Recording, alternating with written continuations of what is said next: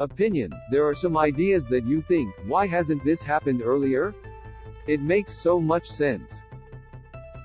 Why isn't it happening now? Allowing aged care and disability pensioners to work more hours without being penalized in the middle of a jobs crisis is one. The Prime Minister Anthony Albanese announced that change after the Jobs and Skills Summit in Canberra. If either party had introduced that plan during the federal election, it would have guaranteed them more support. It's a guaranteed vote winner.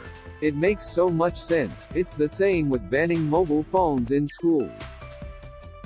Should mobile phones be banned in high schools? Yes. 16,158. Number 2635 NSW Opposition Leader Chris Minns is taking this idea to next year's state election, and he'll have teachers and parents, anyone with kids in their lives, cheering him on.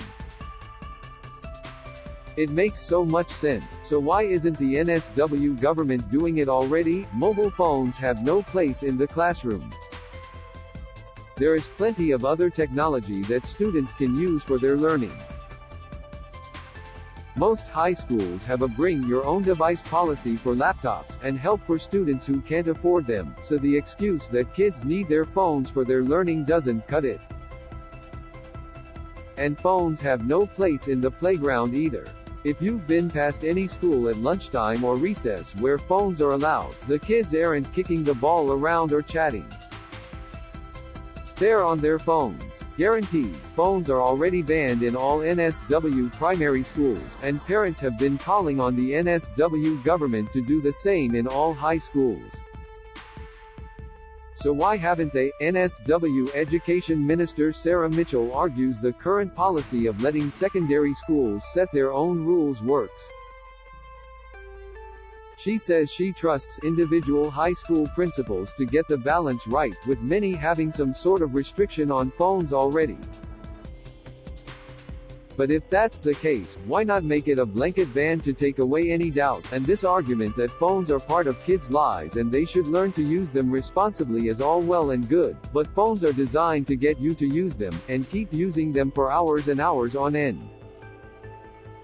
Phones are constantly pinging and vibrating and alerting you to something new. Most adults can't keep them out of their hands. I am as guilty of that as anyone.